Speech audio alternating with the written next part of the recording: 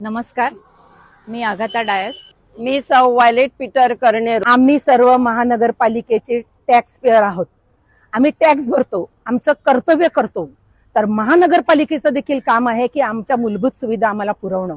रस्त्यांची स्थिती अशी आहे की रस्त्यात खड्डे आहेत की खड्ड्यात रस्ता आहे हेच कळत नाही. त्याच्यात पाऊस पडला की खड्डे दिसत नाहीत आणि त्यावेळेला जाण्या येण्याला इतका त्रास होतो.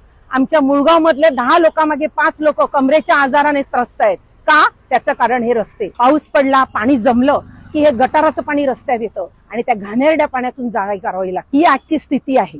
पिण्याच्या पाण्याची व्यवस्था. आमचं पाणी इतकं मचूळ झालेलं आहे, इतका क्षार आहे की डायरेक्ट ते पाणी पिता येत नाही. अशा सगळ्या परिस्थिती असताना आता आणखी नवीन लोक आणू इच्छितात, नवीन टॉवर बांधू इच्छितात. आमची स्पष्ट मुळगावकरांची भूमिका आहे, जोपर्यंत गावात पायाभूत सुविधा नाहीत तोपर्यंत गावात टॉवर नको. आम्हाला मोकळी हवा मिळणार नाही.